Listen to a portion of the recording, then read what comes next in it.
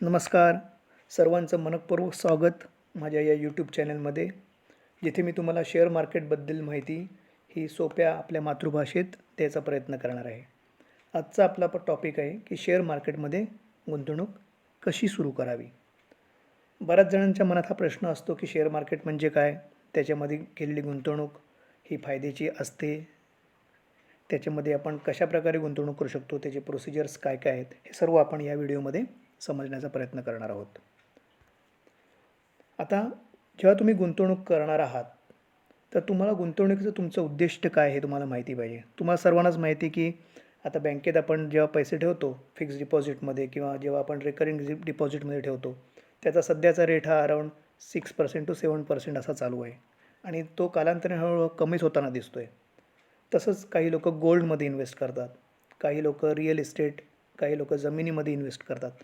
त्याच प्रकारे आपण शेअर मार्केटमध्ये कंपनीचे शेअर्स विकत घेऊन त्याच्यामध्ये आपण इन्व्हेस्टमेंट करू शकतो. आता जेव्हा तुम्ही शेअर विकत घेता तेव्हा तुम्हाला असा विचार केला पाहिजे की हे शेअर्स ज्या कंपनीचे तुम्ही विकत घेत आहे हे किती दिवसांसाठी तुम्ही घेणार आहात.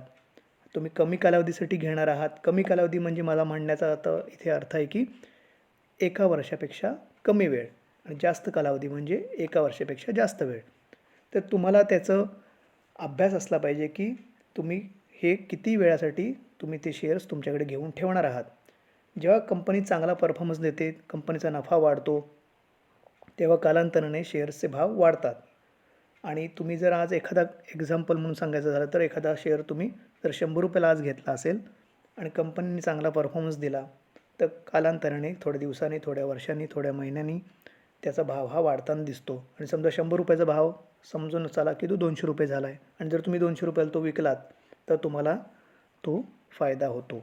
तसंच एखादी कंपनी जेव्हा नफा कमवते, खूप प्रॉफिट कमवते, तेव्हा ती कंपनी तो नफा आपल्या पूर्ण शेअर होल्डर्सना विभागून डिस्ट्रीब्यूट करते, सगळ्यांना ती विभागून देते. त्याला डिव्हिडंड असं म्हणतात. म्हणजे डिव्हिडंड मिळवूनसुद्धा जर तुम्ही शेअरधारक असाल, शेअर होल्डर असाल, तर तुम्हाला त्याचा फायदा होतो आणि डिव्हिडंड पण मिळतोच आणि शेअरचा भावसुद्धा वाढत राहतात, तेव्हा तुम्हाला त्याचा नक्की फायदा होतो. तसेच काही लोक याच्यामध्ये इंट्राडे ट्रेडिंग करून सुद्धा पैसे मिळवू शकतात.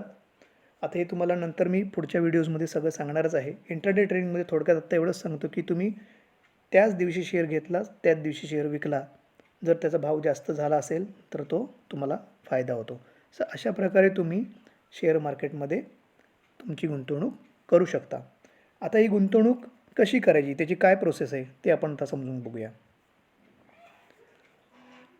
शेअर मार्केट म्हणजे जसं आपण भाजी मार्केट म्हणतो तिथे जातो, त्या ठिकाणी जातो, भाजीपाला, कडधान्य, किराणा माल ह्या गोष्टी विकत घेतो, फळं. तसंच शेअर मार्केटमध्ये म्हणजे अशी जागा, असं मार्केट, असं ठिकाण ज्या ठिकाणी तुम्ही जाऊन तुमचे शेअर्स हे विकत घेऊ शकता किंवा विकू शकता. आता आपल्या भारतामध्ये सध्या 2 मोठ्या प्रकारचे मार्केट्स आहेत. पहिलं म्हणजे नॅशनल स्टॉक एक्सचेंज आणि दुसरं म्हणजे बॉम्बे स्टॉक एक्सचेंज. त्यांचे शॉर्ट फॉर्म आहेत NSE आणि BSE. आणि हे दोन्ही मार्केट रेग्युलाइज करण्यासाठी जी बॉडी आहे, जी संस्था आहे, तिचं नाव आहे securities and exchange board of India आणि त्याचा शॉर्ट फॉर्म आहे SEBI, SEBI. ह्या संस्थेखाली या दोन्ही स्टॉक एक्सचेंजचं काम चालतं.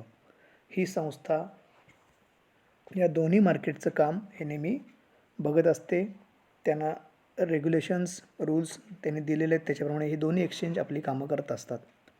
आता तुम्हाला जेव्हा एखादा शेअर घ्यायचा असेल तर तुम्ही तो डायरेक्ट जाऊन दुसऱ्याकडनं घेऊ शकत नाही.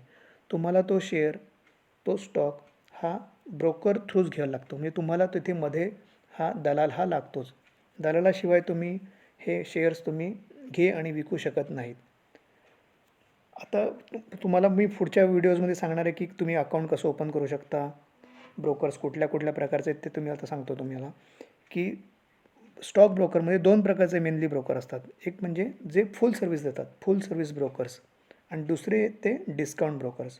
तर फुल सर्व्हिस ब्रोकर्समध्ये ते तुम्हाला तुमचं अकाउंट ओपन करून घेतील.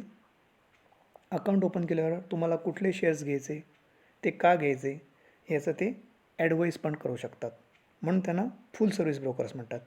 पण डिस्काउंट ब्रोकर म्हणजे ते तुम्हाला फक्त एक प्लॅटफॉर्म देतील, जिथे तुम्ही जाऊन तुमचे शेअर्स घेऊ किंवा विकू शकता, पण ते तुम्हाला कुठल्याही प्रकारचं मार्गदर्शन त्याच्यामध्ये करणार नाहीत. ह्याचं दोघांचं ब्रोकरेज पण वेगवेगळं असतं. फुल सर्व्हिस ब्रोकर्स थोडं जास्त ब्रोकरेज चार्ज करतात, कारण ते जास्त सर्व्हिस पण देतात. डिस्काउंट ब्रोकर्स हे इतर सर्व्हिस प्रोव्हाइड न करत असल्यामुळे त्यांचं ब्रोकरेज पण हे तुलनेमध्ये त्यांच्यापेक्षा फुल सर्व्हिस ब्रोकरपेक्षा कमी असतं. आता आपण बघूया ह्या ब्रोकर्सकडनं आपण कशाप्रकारे आपलं अकाउंट गुंतवणुकीसाठी किंवा ट्रेडिंगसाठी ओपन करू शकतो. जसं आपलं बँकेमध्ये सेविंग्स बँक अकाउंट असतं, त्याचप्रमाणे जर तुम्हाला शेअर्समध्ये गुंतवणूक करायची असेल तर तुम्हाला डीमॅट अकाउंट असणं आवश्यक आहे. तर आपण बघूया डीमॅट अकाउंट म्हणजे काय. डीमॅट म्हणजे डिमटेरियलायझेशन. याचाच अर्थ जसे तुम्ही तुमच्या बँकेमध्ये पैसे ठेवता तसेच तुम्ही ह्या डीमॅट खात्यामध्ये तुमचे शेअर्स ठेवू शकता. ते तिथे सेफ असतात, सुरक्षित असतात. आता हे अकाउंट उघडायचं कसं. तुम्हाला जे ब्रोकर्स अवेलेबल आहेत त्यातला चांगला ब्रोकर तुम्ही शोधा, त्याची माहिती घ्या, त्या ब्रोकरकडनं जाऊन तुम्ही हे अकाउंट उघडू शकता. एक फॉर्म असतो, तो भरून द्यायला लागतो आणि त्या फॉर्मबरोबर जी आता मी खालती डॉक्युमेंट्स लिहिलेली आहेत ती तुम्हाला त्याच्याबरोबर जमा करायला लागतात. त्याच्यामध्ये पहिले आहे तुमचं सेविंग्स बँक अकाउंट. हे सेविंग्स बँक अकाउंट तुमचं असणं आवश्यक आहे, कारण तुम्हाला डीमॅट अकाउंटमध्ये जेव्हा शेअर्स घ्यायची वेळ येईल त्या तुम्हाला तुमचे पैसे जे द्यायला लागतील हे तुमचे ह्या सेविंग्स बँक अकाउंटमधनंच तिथे ट्रान्सफर करून चेकद्वारे किंवा ऑनलाईन ट्रान्सफरचा यूज करून तुम्हाला ते तुमच्या डीमॅट अकाउंटला पैसे भरायला लागतात आणि मग त्या पैशांचा यूज करून तुम्ही तुमचे शेअर्स हे खरेदी करू शकता. त्याच्यामुळे सेविंग्स बँक अकाउंट असणं आवश्यक आहे, आधार कार्ड असणं आवश्यक आहे, पॅन कार्ड असणं आवश्यक आहे, तुम्ही जिथे राहता त्या घराचा पत्ता ते प्रूफ देणं आवश्यक आहे, तुमचे फोटोग्राफ्स आवश्यक आहेत आणि तुमचा उत्पन्नाचा दाखला इन्कम प्रूफ हे सुद्धा देणं आवश्यक आहे. हे सगळे तुम्ही डॉक्युमेंट्स दिले की एक हल्ली तर खूपच ही प्रोसेस फास्ट आहे. 3 ते 4 दिवसात किंवा जास्ती असतं एका आठवड्यात तुमचं डीमॅट अकाउंट हे ओपन होऊ शकतं. म्हणजे तुम्ही एकदा डीमॅट अकाउंट ओपन तुमचं झालं की तुमचे शेअर्स तुम्ही खरेदी विक्री करायला सुरुवात करू शकता.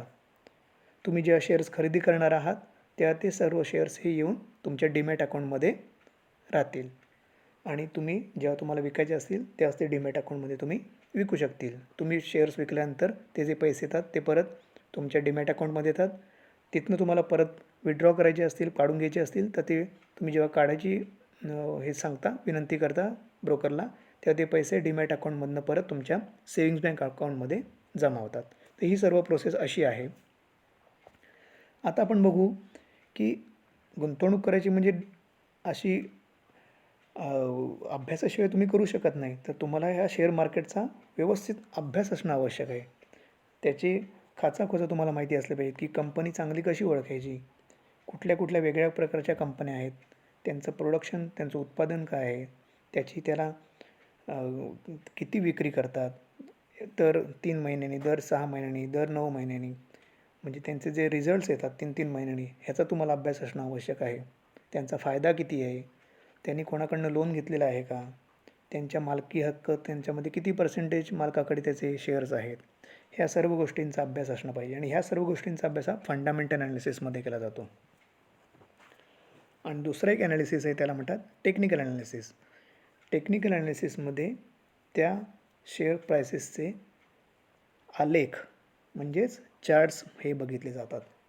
ते चार्ट्स बघून त्या चार्टचा व्यवस्थित अभ्यास करून फ्युचरमध्ये म्हणजे भविष्यामध्ये त्या शेअरची प्राईस काय होऊ शकते याचा अंदाज घेतला जातो. टेक्निकल ॲनालिसिसमध्ये सुद्धा खूप वेगवेगळ्या प्रकारचे ॲनालिसिस आहेत.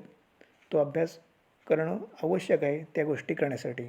आणि जसं तुम्हाला सुरुवातीला सांगितलं, गुंतवणूक ही 2 प्रकारे केली जाते. एक जास्त कालावधीसाठी आणि दुसरी ही इंट्राडे. तर जास्त कालावधीसाठी जे करतात गुंतवणूक ते जास्त करून फंडामेंटल ॲनालिसिसचा अभ्यास करतात.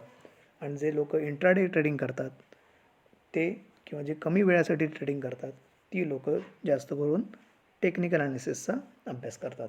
तुम्ही या दोघांचं मिश्रण करूनसुद्धा तुमचे डिसिजन्स तुम्ही विकत घेण्याचे किंवा विकण्याचे हे ठरवू शकता.